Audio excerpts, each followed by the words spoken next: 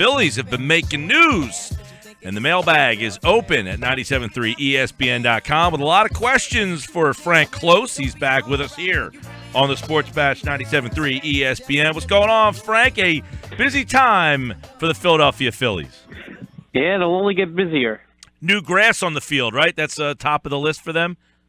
Yeah, that's something that's very interesting. They sort of have a farm in South Jersey where they kind of are making the next batch, so it's kind of neat. That's right. They're going to make – when somebody tweeted out the other day, the oldest ballpark in the National League East, like crazy to think like that's the oldest ballpark, but the Braves just got a new one, the Marlins just got a new one, and, of course, the Mets recently got a new one, and the Nationals came in after them. So Citizens Bank Park starting to what's that now? Coming up on 14, 15 years old now? What was that, 04? Yeah, 2004. So that's 13 years old. Wow. So. All right, so in that ballpark that's the oldest in the National League East, who are some of the candidates that you're hearing for this job for the Phillies? We know yesterday Andy McPhail, Klintak last week, they indicated they wanted someone that's kind of newly off the field, younger. So who are some guys you're hearing? Well, so far Jim Salisbury reported on Gary DiSarcina, the longtime Angels player, and he actually worked as a coach for the Angels up until last year. Certainly that overlapped with the Matt Klintak run as assistant general manager out in Anaheim. Brad Ausmus, who was dismissed from the Detroit Tigers at the end of the season, is still very highly regarded, even though they are beginning a rebuild and did not keep him for it. And another former Klintak connection, Tim Bogar, who worked in the Angels organization as well when Klintak was there. Now, those are the ones Salisbury identified, and the thought is that Dusty Watson is a candidate, but for based on what I've heard so far, I don't think he's going to be the manager, but I think he's a good bet to end up on the Major League staff.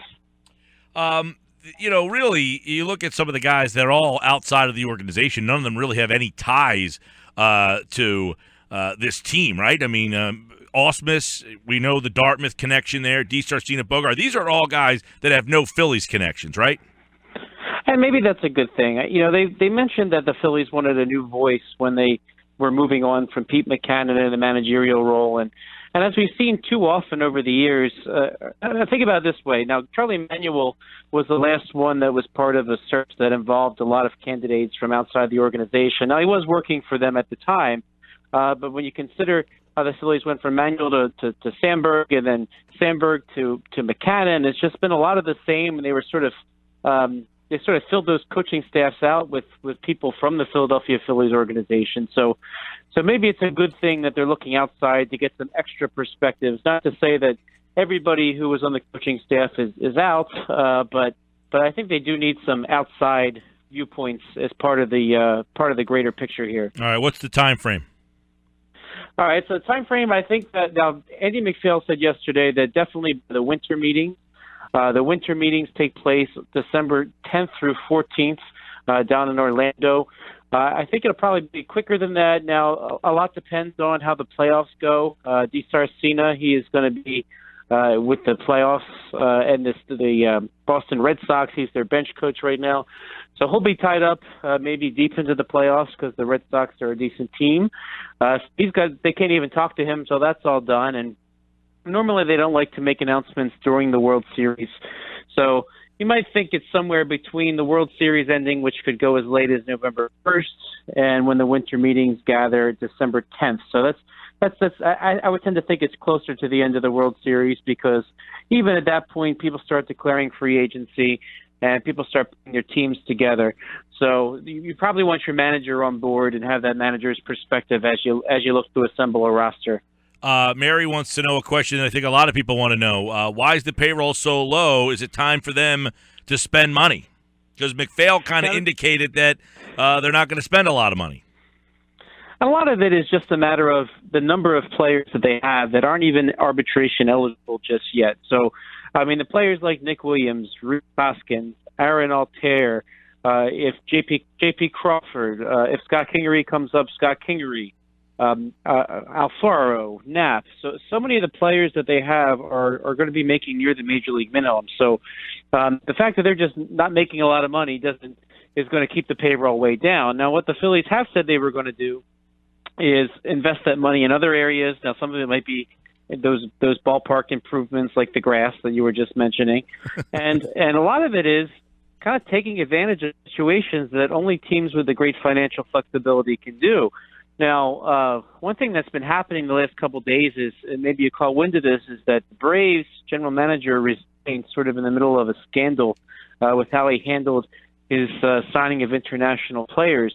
And the thought is that perhaps their top prospect, Kevin Maitan, who signed with the Braves for a $4.25 million signing bonus, could be declared a free agent. And usually when these players are thrown out there, you only get a hit towards your international spending money of about $300,000, no matter what you pay the player. Now, you might remember at the trade deadline, the Phillies sort of stocked up on that international signing money. So, I mean, even what they acquired last year at the trade deadline could lead the Phillies to add 4 prospects if there are that many as a result of something like this. I mean, so the Phillies have cash. They put themselves in a position where they can spend on some of these international players, and if something like this happens, where all of a sudden a Kevin Maitan falls into their lap, well, then they're in a good financial position to just jump on it. So what happens there? The 2 highest paid players on the Phillies payroll next year are Odubel Herrera, who's making just over $3.3 million, and the second highest Philly next year is Cole Hamels at $2.5 million, as they pay their last of their contribution financially towards the Rangers. So they have a lot of money to work with, and you're not just going to start paying the Aaron Altairs and Nick Williams many millions of dollars extra just because they're there. So you're going to see, all right, well, what can I do with that extra money to sort of give ourselves an edge? And I think that's what they're going to be doing. Frank, I heard a lot this year about the Phillies being linked to a lot of big names, Gio Carlos Stanton, Tanaka, just to name a few. Do you expect this offseason, 2-part question, do you expect them to get a big name in here, and should they go after a big name like that? I think if they get a big name, it'll be because the situation lined up right and they have the ability to do so. The Marlins ownership is finally settled. You know you're going to have Derek Jeter and friends running the Marlins, and they've said already that they plan to slash the payroll. Now, I don't know if that means that the Phillies can grab Stanton, but again, talking about that payroll flexibility they have, unlike a lot of teams, the Phillies can take on somebody else's contracts, and there could be a lot of talent attached to those contracts, and the Phillies certainly can eat that money if they need to, or as strategically they seem to have been indicating in other types of discussions that have leaked out there, that you'll take somebody's bad contract, but you also take a prospect with it. So, and we saw even the Braves, for example, they traded for Bronson Arroyo, who I don't think ever threw a pitch for him. They paid his $12 million for the year, and they ended up with, I think it was Touki Toussaint, who's a prospect in the Braves system. So the Phillies can make similar type moves because of that. The Stanton question is something that's going to be out there because the Marlins need to cut payroll, and I think the Phillies will be listening no matter what happens. And if you look around baseball, there's not a lot of teams that could assume that contract. So you got to think that if the Marlins are going to move it, that the Phillies will be at least listening. And if it makes sense for them, I think they'll do it. If again, it has to make sense. You never know. You don't know what other teams out there are willing to do, and you don't know what the Phillies are going to have to give up. But I think that they'll be ready to move for something like that. But as we've frequently talked about on the station, that the big free agents don't hit for another year. So if the Phillies are indeed eyeing the likes of Bryce Harper and Manny Machado, they don't want to spend all their money right now when those guys should come down the pike later. Frank, as we sit here today, opening day next year, do you see either Cesar Hernandez or Freddie Galvis on this club? I think they would move both if they have the opportunity. I tend to think that the starting shortstop and second baseman next year for most of the year are going to be Scott Kingery and J.P. Crawford.